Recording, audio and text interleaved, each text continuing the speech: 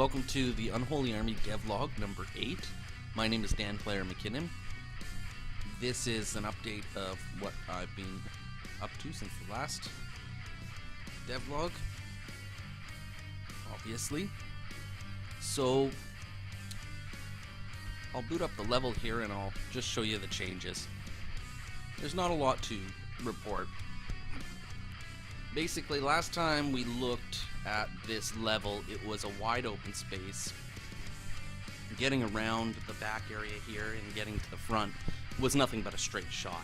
And as I explained, that's not the objective we're going for. We're just trying to block out sort of just some generic shapes. So now I've gone a little bit of a step further, and we're blocking out, well, this is my nephew and I, we're blocking out huge sections just to get a general idea for a labyrinth. Now, Unholy Army is a deathmatch game, and you'll be wondering why I'm making it very single-player-ish. Well, Unholy Army features armies that you recruit, and the idea is it's almost like a deathmatch and single-player at the same time, because for the first few minutes of gameplay, you're really not going to see your opponent. It's kind of like games like Heroes of Might and Magic, or Warcraft 2, where you don't see your opponent right away.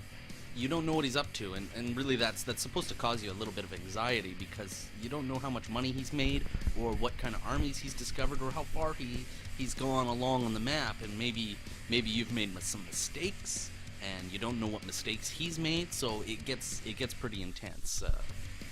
That's the same with pretty much all of the real-time strategy games. And this mod does take a little bit from the real-time strategy genre. You don't command your armies specifically, but you do place them strategically, and they will try to fight the enemy.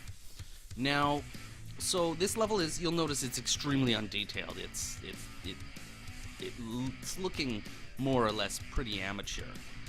That's because we're just trying to block out the level here. We're not getting into the details. We have a process, and the process starts like this.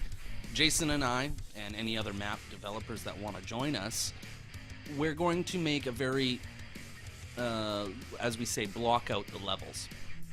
So we want to make the general flow of the level, the flow of the labyrinth, etc. But we don't want to add a lot of details, and we definitely don't want to add shadows until the last moment. What I'm gonna do is, once I have all of these areas, and it's a really big map, so there's a lot to cover here.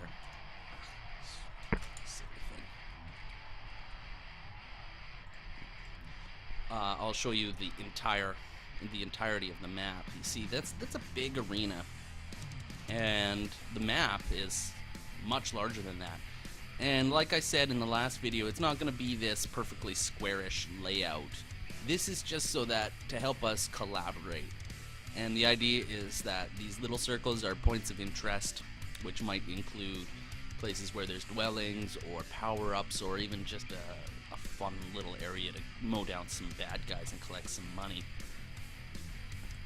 These passageways aren't going to be perfectly straight tubes either. They're most likely going to be quite labyrinth-type structures with ledges on the edge and their own secrets, etc. Again, still playing a lot like the single-player game, because that's how Unholy Army works. Anyways, that's the progress we have so far.